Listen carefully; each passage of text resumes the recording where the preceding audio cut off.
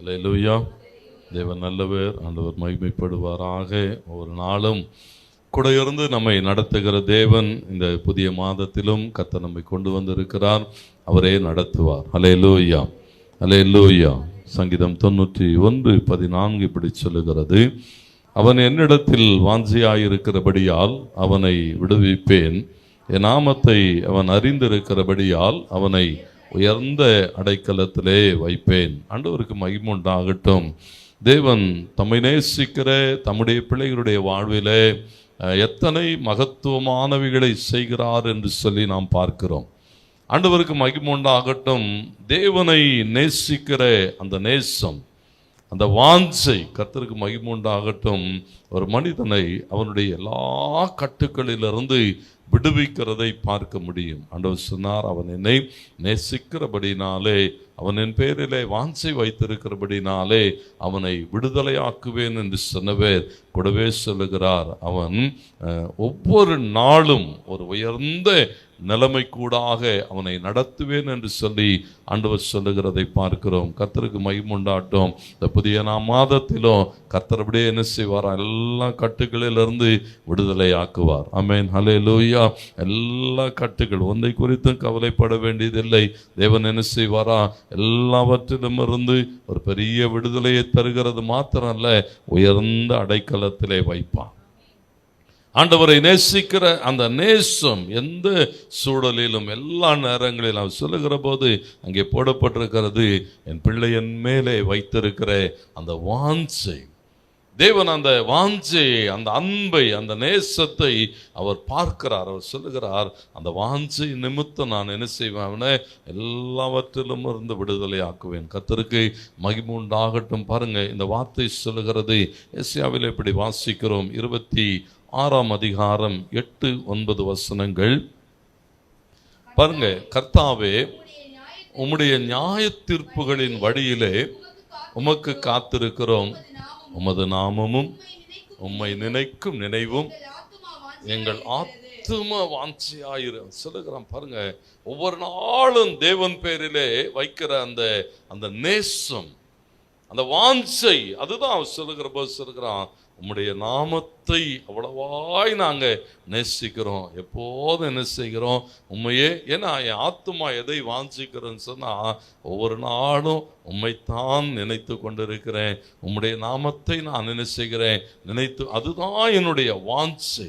அவன் சொல்லுகிறான், என் ஆத்துமா இரவிலே உம்மை வாஞ்சிக்கிறது, எனக்குள் இருக்கிற என் ஆவியினாலே அதிகாலையிலும் உன்னை தேடுகிறேன்.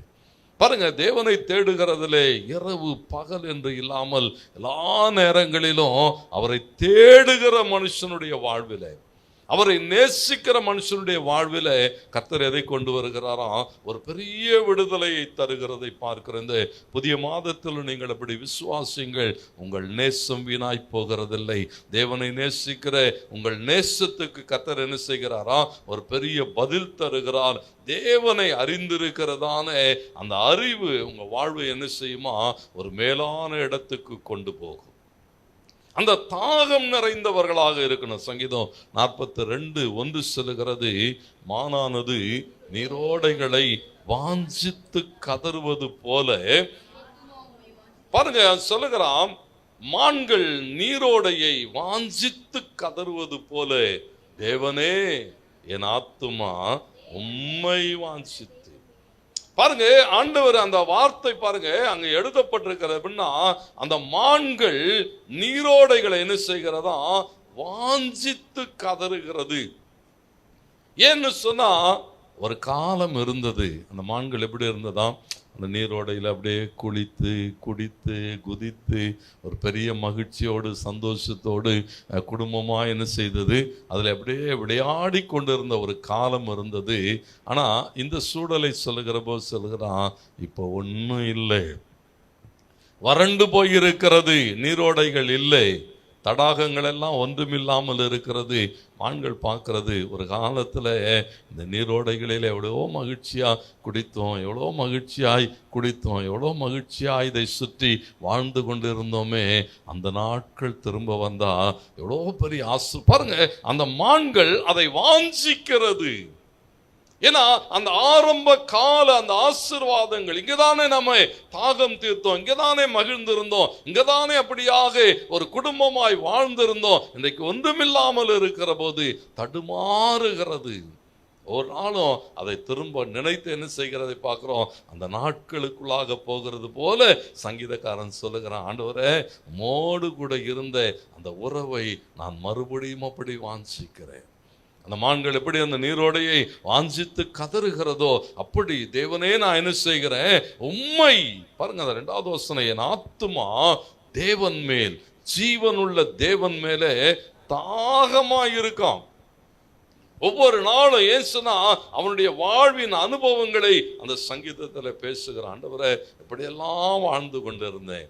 4வது வசனம் சொல்லுது, முன்னே பாருங்க சொல்லுகிறான், முன்னே நான் பண்டிகையை ஆசரிக்கிற ஜனங்களோடு கூட நடந்து கூட்டத்தின் களிப்பும் துதியுமான சத்தத்தோடு தேவாலயத்துக்கு போய் வருவேனே, இவைகளை நான் நினைக்கும் போது அப்படியே சோர்ந்து போறேன். ஆண்டவரே ஒரு காலத்துல இப்படியெல்லாம் ஜெபம் பண்ணுவேன், இப்படியெல்லாம் ஆராதிப்பேன், இப்படியெல்லாம் உமக்காக ஓடுவேன், ஆனா இன்னைக்கு எப்படி இருக்கான், வெறுமையாய். அந்த மான்கள் அந்த நீரோடையை குறித்து பேசுகிறது போல சொல்லுகிறான், அந்த நாட்கள் இல்லை, அந்த ஆசீர்வாதங்கள் இல்லை, அப்படிப்பட்ட மகிழ்ச்சி இல்லை. இன்றைக்கு வெறுமையாய் தனித்து ஒன்றும் இல்லை, ஜெப வாழ்க்கை இல்லை, தேவனோடு கூட உறவாடுகிறது இல்லை, எல்லாவற்றிலும் குறைவுபட்டு இருக்கிறேன். ஒரு போராட்டங்களோடு கூட கடந்து போய் கொண்டு இருக்கிற போது அவன் சொல்லுகிறான், என் தேவன் மேலே ஒரு பெரிய தாகத்தோடு கூட இருக்கிறேன். அந்த தாகம் பாருங்க, அவன் அப்படியே தொடர்ந்து அந்த சங்கீதங்களை வாசிப்பீங்கன்னா 8வது வசனத்துல சொல்லுகிறான், எல்லாவற்றுக்கும் நடுவிலும் பாருங்க, அவனுடைய வார்த்தை அதுதான், இவ்வளோ போராட்டங்கள் தான், இவ்வளோ பாடுகள் தான், உம்மை விட்டு தூரம் போயிட்டேன், உம்மை அறியாத ஒரு நிலைமைக்கு போயிட்டேன், ஜெபம் குறைஞ்சு போயிட்டது, வேத வாசிப்பு குறைந்து போயிட்டது, உம்மை ஆராதிக்கிற ஆராதனையிலே குறைந்து போயிருக்கிற, ஆகிலும் கர்த்தர் பகற்காலத்திலே தமது கிருபையை கட்டளையிடுகிறார். சொல்லுகிறான், அந்த கிருபை என்ன செய்கிறது, தொடர்ந்து என்னை சந்திக்கிறது. அந்த கிருபை என் வாழ்வில் என்ன செய்கிறது, ஒரு மாற்றத்துக்கூடாக என்னை நடத்துகிறது. சொல்லுகிறான், அவரை பாடுகிற பாடல் என் வாயில இருக்கிறது. என் ஜீவனுள்ள நாளெல்லாம் என் தேவனை நோக்கி ஜெபிக்கிற ஒரு ஜெப வாழ்வை கொண்டு வருகிறது. ஒரு வாஞ்சை, ஒரு தாகம். ஆண்டவர் இன்னைக்கு என்ன எதிர்பார்க்கிறான்னு சொன்னா, தேவ பிள்ளைகள் தேவன் பெயரில் வைத்திருக்கிற அந்த வாஞ்சையும் தாகமும் பெருகுகிற போது, அந்த வாஞ்சையை, நேசத்தை தேவன் என்ன செய்கிறாரா, பார்த்து கொண்டே இருக்கிறார். கர்த்தருக்கு மகிமை உண்டாகட்டும். யோபு 7:2 யோபு சொல்லுகிற போது சொல்லுகிறான், வேலையாள் நிழலை வாஞ்சிக்கிறது போல. பாருங்க, ஒரு கூலிக்காரன் தன்னுடைய சம்பளத்தை வருகிறதுக்காக காத்திருக்கிறது போல. தேவனுக்கு மகிமை உண்டாகட்டும். வேலையாளுக்கு என்ன பிரச்சனைனா, நாளெல்லாம் போராடி வெயிலின் உஷ்ணம், கொடுமை, இவைகளுக்கூடாக இந்த தகிக்கிற சூழல்களுக்கூடாக கடந்து போகிறவன் என்ன எதிர்பார்க்குறான்னு சொன்னால், கொஞ்சம் இளைப்பாற இடம் கிடைத்தால் எவ்வளோ நலமாக இருக்கும், கொஞ்சம் நிழல் கிடைச்சா எவ்வளோ நலமாக இருக்கும், போய் அந்த நிழலில் கொஞ்ச நேரம் அப்படி அமர்ந்தான். இன்னைக்கு நாம் அப்படி தான் அநேக நேரங்களில் யோசிக்கிறோம்.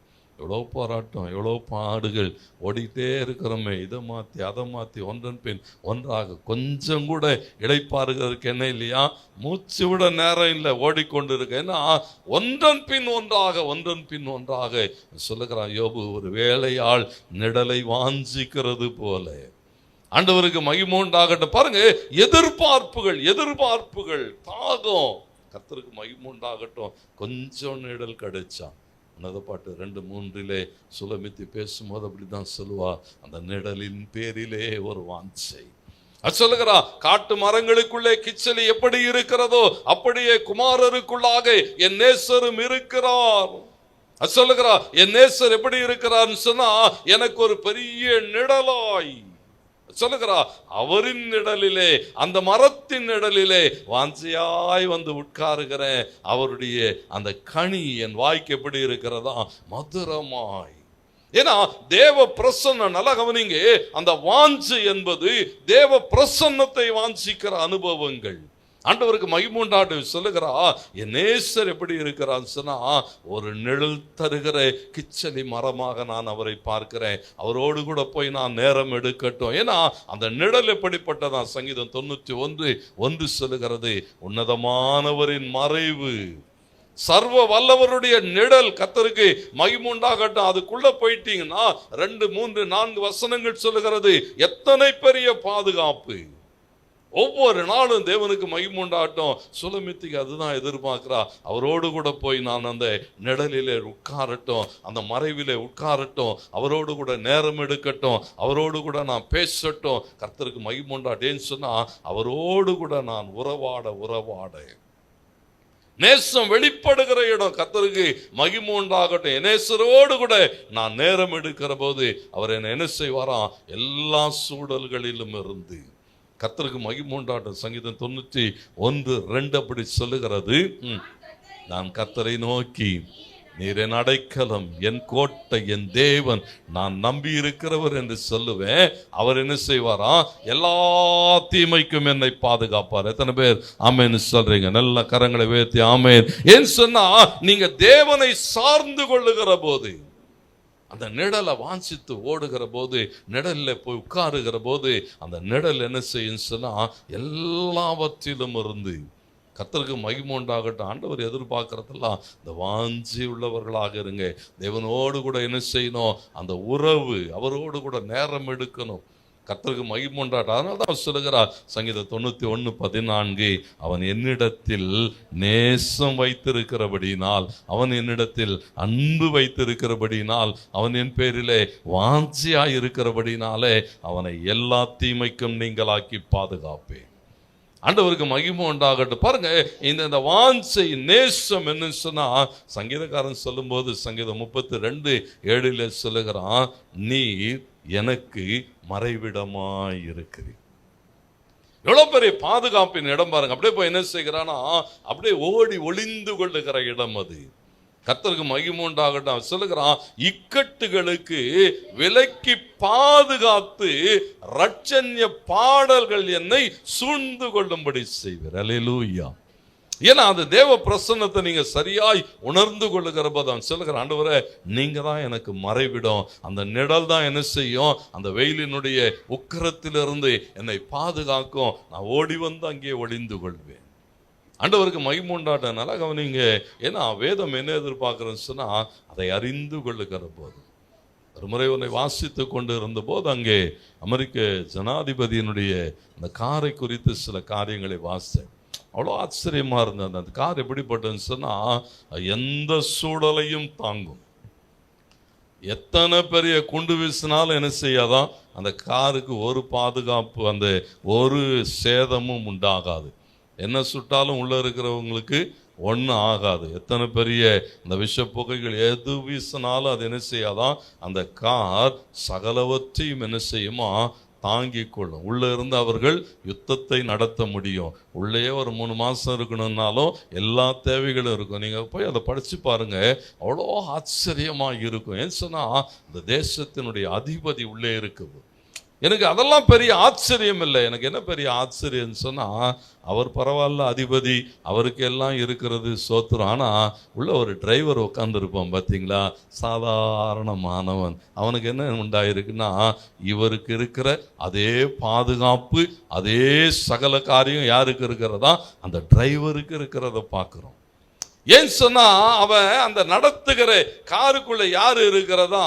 அந்த தேசத்தின் அதிபதி. ஆண்டவருக்கு மகிமை உண்டாகட்டும். நம்ம வாகனத்தில் யாரு இருக்கிறாரா? அதிபதிகளுக்கெல்லாம் அதிபதி இருக்கிறார். அவரை சுமந்து கொண்டு நீங்க ஓடுகிற போது ஒன்றும் சேதப்படுத்தாது. ஆமென். ஏன்னா அவன் தாவீது அப்படிதான் சொல்லுகிறான், எத்தீங்கும் என்னை அணுகாதபடி. சங்கீதம் 27:5 வாசிச்சு பாருங்க. சொல்லுகிற வார்த்தை அதுதான். தீங்கு நாளில் அவர் என்னை தம்முடைய கூடாரத்தில் மறைத்து. அல்லேலூயா. ஆண்டவர் எவ்வளோ நல்லவர் பாருங்க. கரங்களை தட்டி அந்த ஒரு சரணத்தை பாடுவோமா? தீங்கு வரும் நாளில் கூடார மறைவினிலே ஒழித்து வைத்திடுவான். சேர்ந்து கைத்தட்டி நல்ல உற்சாகம். ஆமென். தீங்கு வரும் நாளில் கூடார மறைவினிலே ஜீசஸ். ஆமென். ஒழித்து வைத்திடுவான். கண்மலையின் மேல் உயர்த்தி நிறுத்திடுவான். கண்மலையின் மேல் உயர்த்தி நிறுத்திடுவான். கலக்கம் எனக்கில்லை. அல்லேலூயா. கலக்கம் எனக்கில்லை. நாளைய தினத்தை குறித்து பயமில்லை. நாதன் இயேசு எல்லாம் பார்த்துக் கொள்வார். எல்லாம் பார்த்துக் கொள்வார். அல்லேலூயா. அல்லேலூயா. பிரச்சனையே நாளைக்கு தான் ஸ்கூல் நாளைக்கு தான் ஆரம்பிக்குது. நாளைக்கு தான். ஒன்றை குறித்தும் கவலைப்படாதிருங்கள். ஆமென். அல்லேலூயா. அவர் எல்லாம் பார்த்துப்பார். எத்தனை பேர் ஆமென் சொல்றீங்க? ஏன்னா தீங்கு வரும் நாளில் அவர் என்ன செய்வாரா, அப்படியே சுற்றி சூட பாளையம் இறங்கி ஒரு நிழல் என்ன செய்யுமா, சூழ்ந்து கொள்ளும். அது உன்னதமானவருடைய நிழல். ஆண்டவருக்கு மகிமை உண்டாகட்டும். நீங்க ரூத் 2:12 வாசிங்கன்னா, அந்த உன்னதமானவருடைய செட்டைகளின் மறைவிலே அடைக்கலமாய் வந்த உனக்கு அவராலே நிறைவான பலன் உண்டாவதாக. ஏன்னா அந்த நிழலை நம்பி, அந்த நிழலை நேசித்து, அந்த நிழலை வாஞ்சித்து அதுல வந்து உட்காருகிற போது கர்த்தருக்கு மகிமை உண்டாகட்டும். அந்த நேசத்தை பார்க்கிற தேவன் என்ன செய்வாரா, ஆச்சரியமான ஆசீர்வாதங்கள். அது மாத்திரம் அல்ல, நீங்க கவனியுங்கள். அந்த வாஞ்சை என்பது என்னன்னு சொன்னா, ஒன்று தெய்வீக உறவின் பேரிலே இருக்கிற வாஞ்சை. இரண்டாவது என்னன்னு சொன்னா, 1 பேதுரு 2:3 சொல்லுகிறது, நீங்கள் வளரும்படி புதிதாய் பிறந்த குழந்தைகளைப் போல திருவசனமாகிய களங்கமில்லாத ஞானப்பாலின் மேல் வாஞ்சையாயிருங்கள். வாஞ்சை என்னது? அவர் சொல்றாரு, அவன் என்னிடத்தில் வாஞ்சையா இருக்கிறபடியால் அவனை விடுவிப்பேன். என்ன வாஞ்சை? தேவனோடு கூட நேரம் எடுக்கிறது மாத்திரமல்ல, தேவனுடைய வார்த்தையின் பேரில். சங்கீதம் 119 20வது வசனமும் 40வது வசனமும் சொல்லுகிறது, உம்முடைய நியாயங்கள் மேலும் உம்முடைய கற்பனைகள் மேலும் எனக்கு எவ்வளவோ வாஞ்சையா இருக்கிறேன். அந்த வார்த்தைகள், தேவனுடைய வார்த்தைகள் பாருங்க, அந்த வார்த்தைகள் மேலே, வசனத்தின் மேலே, இந்த சத்தியத்தின் மேலே நீங்கள் வாஞ்சியாய் இருக்கிற போது, சங்கீதக்காரர் இப்படி பதிவு செய்கிறார். சங்கீதம் 1:2 சொல்லுகிறது, கர்த்தருடைய வேதத்தில் பிரியமாயிருந்து. அப்புறம் பாருங்களேன், ஆசீர்வாதமா இருக்கிறதுக்கான ரகசியம் நமக்கு தெரியும். ஆனா ஆசீர்வாதமா இருக்கிறோமா அப்படின்னு சொன்னா என்ன பிரச்சனை? எங்கப்பா சார் நைட்டும் பகலும் பிரச்சனையை யோசிக்கவே சரியா இருக்கு. இங்கே ஓடவா, அங்கே ஓடவா, அதை பார்க்கவா, ஆளை பார்க்கவா, இதுக்கே நமக்கு இதில் எங்கப்பா சார் இரவும் பகலும்? வசனம் சொல்லுது, இரவும் பகலும் அவருடைய வேதத்திலே தியானமாக இருக்கிற மனுஷன் ஆசீர்வதிக்கப்பட்டவன். அந்த வார்த்தையை நீங்க நேசிக்கிற போது கர்த்தருக்கு மகிமை உண்டாட்டும். நீங்க தேவனை நேசிக்கிறீங்க, தேவன் பேர்ல வாஞ்சியா இருக்கிறீங்கன்னு சொன்னா அவர் வார்த்தையை நேசிக்கணும். கர்த்தருக்கு மகிமை உண்டாட்டும். யோவான் 21 ஆண்டவர் அப்போஸ்தலனாகிய பேதுருக்கிட்ட ஒரே ஒரு வார்த்தை தான் கேட்டாரு. அப்போஸ்தலனாகிய பேதுருவாகிய சீமோனை பார்த்து ஒரு வார்த்தை சொன்னார், சீமோனே என்னை நேசிக்கிறாயான்னு கேட்டார். 15வது வசனத்திலிருந்து போடப்பட்டு, என்னை நேசிக்கிறாயா? அவன் சொன்னான், ஆமாண்டவரே உம்மை நேசிக்கிறேன். அப்படியா? ஆட்டுக்குட்டிகளை மேய்ன்னு சொன்னார். என்ன சொன்னாரா? ஆட்டுக்குட்டிகளை மேய்ப்பாயாக. திரும்பவும் கேட்டார், சீமோனே நேசிக்கிறாயா? எப்படி நேசிக்கிறாயா? இவங்க எல்லாரை விட நீ என்னை நேசிக்கா சொன்னா, ஆமாண்டவரே உம்மை நேசிக்கிறேன், என் ஆடுகளை மேய்ப்பாயாக. 3வது வாட்டியும் கேட்டார், நீ என்னை. அதனால் அவனுக்கு அதுக்கப்புறம் முடியல. அவன் சொல்கிறான், ஆண்டவரே நான் உம்மை நேசிக்கிறேன் என்பதை நீர் அறிவீர் ஆண்டவரே. பாருங்க, ஏன்னா தேவன் நம்மை நேசிக்கிறார். நான் தேவனை நேசிக்கிறேன் என்பதை எப்படி காட்ட முடியும் சொன்னா அவருடைய வார்த்தைகளுக்கு கீழ்ப்படியணும். யாத்திராம் 20:6 படி சொல்லுகிறது, என்னிடத்தில் அன்பு கூர்ந்து என் கற்பனைகளை கை கொள்ளுகிறவர்களுக்கு 1000 தலைமுறைகளுக்கு இரக்கம் செய்வேன் என்று சொன்னான். நீங்க அந்த வார்த்தை, அவருடைய சத்தியத்தை, அந்த வேத வசனத்தின்படி நீங்க நடப்பீங்கன்னு சொன்னா ஆண்டவர் சொல்லுகிறார் 1000 தலைமுறைகளுக்கு இரக்கம் காண்பிக்கிற தேவன். யோவான் 14:15 சொல்லுகிறது, நீங்கள் என்னிடத்தில் அன்பாய் இருந்தால் என் கற்பனைகளை கை கொள்ளுங்கள். வேற ஒன்னும் சொல்ல. நேசிக்கிறேன்னு சொல்றியா, இந்த கற்பனைகளை கைக்கொள். என்னை நேசிக்கிறேன்னு சொல்லுகிறியா, இந்த வசனத்தை கைக்கொள். என்னை அன்பு செலுத்துகிறேன் பேரில்ன்னு சொல்றியா, இந்த வார்த்தைகள். வாசிங்கள் 21வது வசனம், யோவான் 14:21. என் கற்பனைகளை பெற்றுக்கொண்டு அவைகளை கை கொள்ளுகிறவனே என்னிடத்தில் அன்பாய் இருக்கிறான். என்னிடத்தில் அன்பாய் இருக்கிறவன் பிதாவுக்கு அன்பாய் இருக்கிறான். நானும் அவனில் அன்பாய் இருந்து அவனுக்கு என்னை வெளிப்படுத்துவேன். பாருங்க, ஆண்டவர் சொல்றாரு, நீ அவரை நேசிக்கிறேன், அவர் பேர்ல வாஞ்சையா இருக்கிறன்னு சொன்னா நீ என்ன செய்ய வேண்டி இருக்கிறதா, அவருடைய வார்த்தைகளுக்கு கீழ்ப்படியும். ஆண்டவருக்கு அதுதான் வாஞ்சை. தேவனுடைய வார்த்தைகளுக்கு கீழ்ப்படுகிற அனுபவம் இருக்கு பார்த்தீங்களா, அதுதான் தேவன் பேர்ல இருக்கிற வாஞ்சை, தாகம். மான்கள் நீரோடையை வாஞ்சிக்கிறது போல என் தேவனே, என் ஆத்துமா உன் வார்த்தைகளுக்கு கீழ்ப்படிய வாஞ்சிக்கிறது. அப்படி ஒரு வாஞ்சை இருந்தா கர்த்தர் என்ன செய்வாரா, எல்லாவற்றிலும் இருந்து விடுதலை ஆக்குவோம். ஆண்டவருக்கு மகிமை உண்டாகட்டும். அது மாத்திரம் இல்லை, 3வது அந்த வாஞ்சை எதை பேச சொன்னா 1 நாளாகமம் 29:3 தாவீது சொல்லுகிற போது சொல்லுகிறான், தேவனுடைய ஆலயத்தின் பேரிலே வாஞ்சை. ஒரு பெரிய தாகம் அவனுக்கு. என்னன்னா, இது தேவனுடைய ஆலயம், தேவனுடைய ஆலயத்தின் மேலே அவனுக்கு தாகம். சொல்லுகிறான், ஒரு நாள் இருந்தது, முன்னெல்லாம் அப்படி ஆலயத்துக்கு போவேன், இப்பெல்லாம் போகவே முடியல, கோயிலுக்கு வர்றதே பெரிய பாடா இருக்கிறது என்கிற நிலைமையில் அவன் சொல்லுகிறான், இங்கே நான் அவனுடைய சம்பாத்தியத்தை எல்லாம் சொல்லுகிறான், தான் சவதரித்த எல்லாவற்றையும் தேவனுடைய ஆலயத்தின் மேல் இருக்கிற வாஞ்சையினாலே அதற்கென்று கொடுக்கிறான். அது மாத்திரம் அல்ல, அவனுக்கு சொந்தமான பொன்னையும் வெள்ளியையும் தேவனுடைய ஆலயத்துக்கென்று கொடுக்கிறேன் என்று சொல்லுகிறான். பாருங்க, இந்த வாஞ்சை என்னன்னு சொன்னா, தேவனுடைய ஆலயம், அவருடைய வீடு கர்த்தருக்கு மகிமை உண்டாகட்டும். ஆண்டவர் சொல்லும்போது சொன்னார், என் வீடு சகல ஜனங்களுக்கும் ஜெப வீடா இருக்கிறது. போகணும், கர்த்தருடைய ஆலயத்துக்கு போவோம் வாருங்கள் என்று அவர்கள் எனக்கு சொன்னபோது பெரிய சந்தோஷமா இருந்தது என்று சங்கீதக்காரன். அப்போ ஒவ்வொரு நாள் என்னன்னா, அந்த ஆலயத்தின் பேரிலே வாஞ்சை, ஒரு தாகம் இருக்கணும். கர்த்தருக்கு மகிமை உண்டாகட்டும். எப்படா ஞாயிற்றுக்கிழமை வரும்? எதுக்கு? ஒரு மூட்டை துணி கிடக்கு, இது எப்படின்னு அப்படிதான் நம்ம ஆட்கலாம், இதை துவைக்கணும், இந்த வேலை இருக்குது, எப்படா அப்படி இல்லை, எப்படா ஞாயிற்றுக்கிழமை வரும் தேவனுடைய. நீங்க அந்த வாஞ்சை உள்ளவர்களாக இருந்தா கர்த்தர் என்ன செய்வாரா, சகல விதமான ஆசீர்வாதங்கள். பாருங்க, அதே 31:3 லாபான் யாக்கோபை பார்த்து என்ன தெரியுமா சொல்லுவான், ஒரே ஒரு வார்த்தை தான் சொல்லுவான், அப்பா வீட்டுக்கு போகணுன்னு உனக்கு ஆசையா இருந்தா போக வேண்டியதானே. அப்பா வீட்டுக்கு போக இந்த பொம்பளை பிள்ளைங்கள்லாம் பார்த்தீங்கன்னா அம்மா வீட்டுக்கு போனோன்னா முதல் ஆளாக நிற்கும். போரியானத்துக்கு முன்னாடி எல்லாத்தையும் மூட்டை கட்டி ரெடி பண்ணி வச்சுட்டு இருக்கோம்.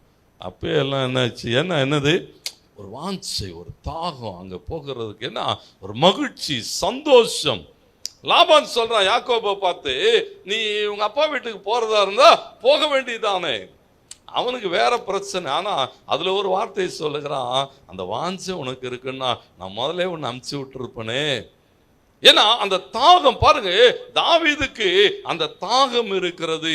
தேவனுடைய ஆலயத்துக்கு போக வேண்டும், தேவனோடு கூட நேரம் எடுக்க வேண்டும். அப்பா வீட்டுக்கு போன, ஈசாய் வீட்டுக்கு அல்ல, தேவனுடைய வாசஸ்தலம். சங்கீதம் 84 வாசிக்கிற போது முதல் 2 வசனம் சொல்லுகிறது, சேனைகளின் கர்த்தாவே, உமது வாசஸ்தலங்கள் எவ்வளவு இன்பமானவைகளாம். கோயிலுக்கு வந்தாவே, தேவனுடைய ஆலயத்துக்கு வந்தாவே எப்படி இருக்குமா, ஒரு பெரிய சந்தோஷம். ஆண்டவருக்கு மகிமை உண்டாகட்டும். அது மாத்திரம் அல்ல, நான் சொல்லுகிறான், என் ஆத்துமா கர்த்தருடைய ஆலய பிரகாரங்களின் மேலே வாஞ்சையும் தவம், அப்படியே தாகமா இருக்குதான். ஏன்னா வாஞ்சை. கர்த்தருக்கு மகிமை உண்டாட்டம், நேரம் எடுக்கணும், அங்கே போகணும், அவரோடு கூட பேசணும், அவரோடு கூட உறவாடணும், அவர் என்னோடு கூட பேசணும், அதெல்லாம் நான் கேட்கணும், ஒரு பெரிய தாகம்.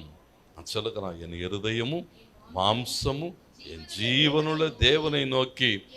பாருங்க, நீங்க இதை செய்கிற போது தேவனுடைய ஆலயம் என்ன செய்யும் சொன்னா, வசனம் சொல்லுகிறது, அவருடைய ஆலயத்தின் நன்மையினாலே நம்மை நிரப்புவாராம்.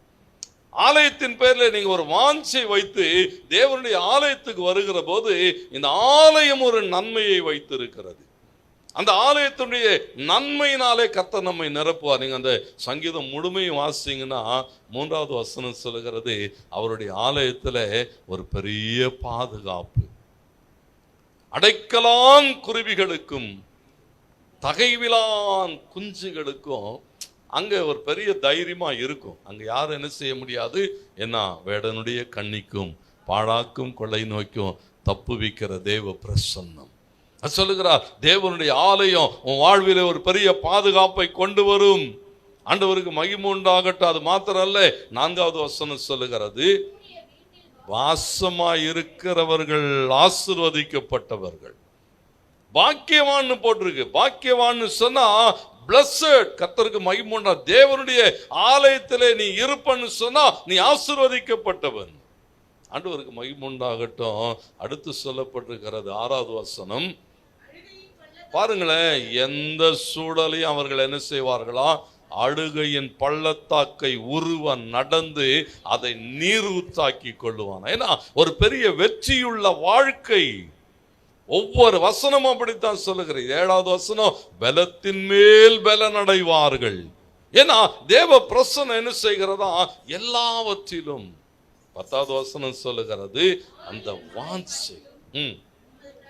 சொல்றான், 1000 நாளை பார்க்கிலும் உமது பிரகாரங்களில் தங்கி இருக்கிற அந்த ஒரு நாள்.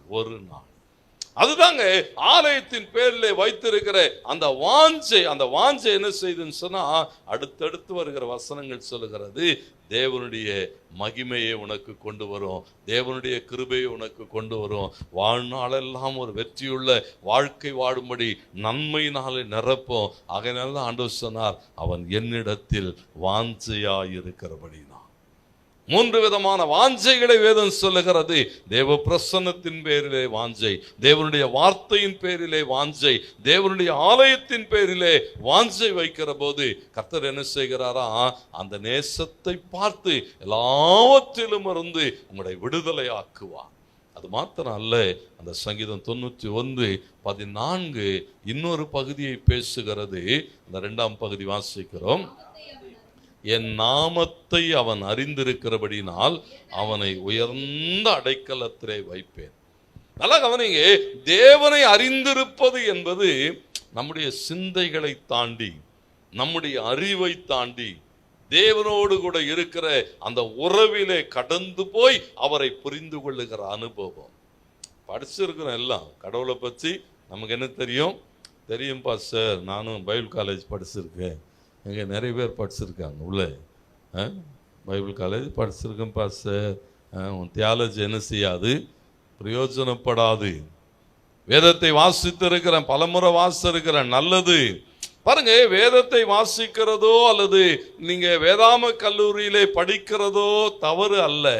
ஆண்டவருக்கு மகிமை உண்டாகட்டும். நான் அதெல்லாம் படிச்சிட்டதால எனக்கு கடவுளை பற்றி தெரியும்னு சொன்னீங்கன்னா உங்கள் அறிவு குறைவுள்ளது. ஏன்னா தேவனை இப்படி மாத்திரம் நீங்கள் அறிந்து கொள்ள முடியாது. தேவனுடைய பிரம்மாண்டம் என்பது இந்த பிரபஞ்சத்தை தாண்டியது. இந்த பிரபஞ்சத்தினாலே அவருடைய பிரம்மாண்டத்தை உள்ளடக்க முடியாது. வசனம் சொல்லுகிறது, வானம் என் சிங்காசனம், பூமி என் பாதபடி என்று சொன்னவர்.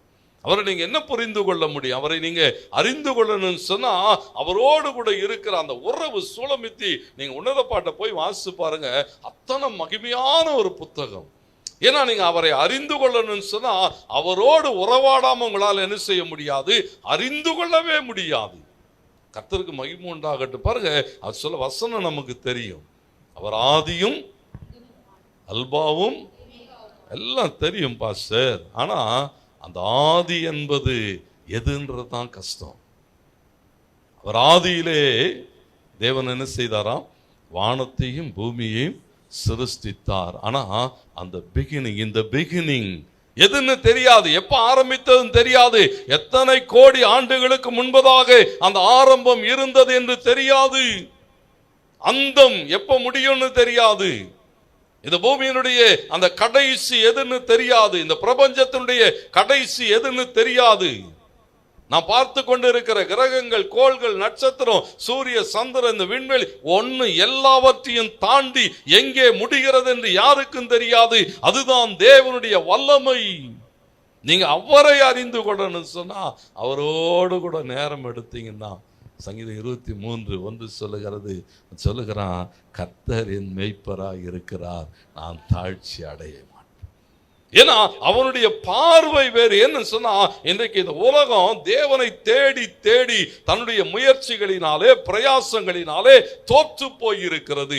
தோற்று போனவன் தேவன் இல்லை என்று சொன்னா, தேடுகிறவன் இன்றைக்கும் தேடிக்கொண்டு இருக்கிறான். கர்த்தருக்கு மகிமை உண்டாகட்டும். கர்த்தர் தம்மை வெளிப்படுத்துவார். யாருக்கு? ஒருவன் என் வசனத்தை கை கொண்டால் அவனிலே நான் அன்பாயிருப்பேன், பிதா அன்பாயிருப்பார், நான் அவனுக்கு என்னை வெளிப்படுத்துவேன். தேவனை நீங்கள் அறிந்து கொள்ளணும். கர்த்தருக்கு மகிமை உண்டாகட்டும். பாருங்க, இங்க சங்கீதம் சொல்லுகிறது 23:1, கர்த்தரின் நல்லா கவனிங்க. அவன் சொல்லும் போது சொல்லுகிறான், தேவன் யார், தேவனுடைய பணிகள் என்ன, தேவனுடைய வேலைகள் என்ன அப்படின்னு சொல்லும் போது நம்ம என்ன சொல்லுவோம்? அவர்தான் அண்ட சராசரங்களை சிருஷ்டித்தவர், எல்லாவற்றையும் அவர் தான் என்ன செய்து கொண்டு இருக்கிறார், நடத்தி கொண்டு இருக்கிறார். தாவீது சொல்றான், இல்ல அவர் வேலையே என்ன பார்க்கறது தான். அவர் வேலையே, அவர் என் மேய்ப்பர், எனக்கு அவர் மேய்ப்பரா இருக்கிறார். உனக்கு யாரா இருக்கிறார் எனக்கு தெரியாது, அது எனக்கு பிரச்சனை கிடையாது. தேவன் உனக்கு யாரா இருக்கிறார் என்பது தாவீதுக்கு பிரச்சனை கிடையாது. தாவீதுக்கு என்னன்னா, நான் அவருடைய மந்தையின் ஆடு, அவர் என் மேய்ப்பர். அவர் வேலை என்னன்னா 24 மணி நேரம் என்னை பார்த்துக்கிறது தான் வேலை.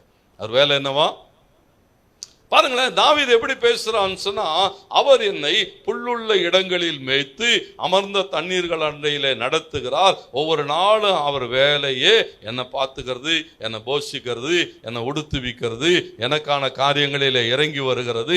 மரண இருளின் பள்ளத்தாக்கிலே நடந்து போனா கூட இருந்து என்னை என்ன செய்கிறது, இதுதான் அவருடைய வேலை. அவன் அவர் எப்படி பார்க்கிறான்னு சொன்னா, நான் அவருடைய ஆடு, அவர் என் மேய்ப்பன், அவர் என்னை இப்படித்தான் பார்த்துப்பார். ஏன்னா அந்த உறவு இங்க சொல்லுகிற போது அவன் சொல்லுகிறான்னா, என்னுடைய தனிப்பட்ட வகையிலே எனக்கு அவர் யாரா இருக்கிறார், நான் அவருக்கு யாரா இருக்கிறேன். நம்முடைய புரிதல், நீங்க தேவனை எந்த இடத்துல வைத்திருக்கிறீங்க? சூலமித்தி சொல்லும் போது சொல்லுகிறார், அவர் என் நேசர், என்னுடையவர். எப்படி சொல்லுவா? என் நேசர், நான் அவருடைய. அதுக்கு மேல ஒன்றும் பிரச்சனை கிடையாது. இதுதான் எங்களுக்கு உண்டான உறவு. அப்போ தேவனை நீங்கள் அறிந்திருக்கிற போது பாருங்க, தாவீது தேவனை சரியாய் அறிந்திருக்கிறான். ஆகையினால வேதம் சொல்லுகிறது 1 சாமுவேல் 17:45 நீங்க வாசிக்கிற போது, யுத்தங்களையும் யுத்த தந்திரங்களையும் போரின் உபாயங்களையும் போர் முறைமைகளையும் அறிந்திருந்தவர்கள் தோற்று போன இடத்திலே, அங்க இருந்தவனுக்கு எல்லாம் தெரியும். ஒரு யுத்தம்னா எப்படி செய்யணும்னு தெரியும், யுத்த விதிமுறைகள் தெரியும், யுத்தத்தை எப்படி நடத்தணும்னு தெரியும், யுத்தத்தில் எப்படி யுத்தம் செய்யணும்னு தெரியும், கத்திகளை எடுத்து வீச தெரியும், படக தெரிந்து எல்லாம் தெரியும். யுத்தம் அறியாத, பட்டயத்துக்கு பழகாத, கத்தியே தொட்டிராத ஒருவன் ஒரு யுத்தத்திலே வெற்றி பெற்றான்னு சொன்னா, அவனுக்கு இந்த யுத்த முறை ஒன்றும் தெரியாது. ஒன்று தெரியும், யுத்தங்களை ஓய பண்ணுகிறவர் யார் என்று அவனுக்கு தெரியும். வேற ஒரு பேச்சும் கிடையாது. அவனை பொறுத்த வரைக்கும் கோலியாத்துக்கிட்ட இல்லை, வேற எல்லாம் பேசவே இல்லை.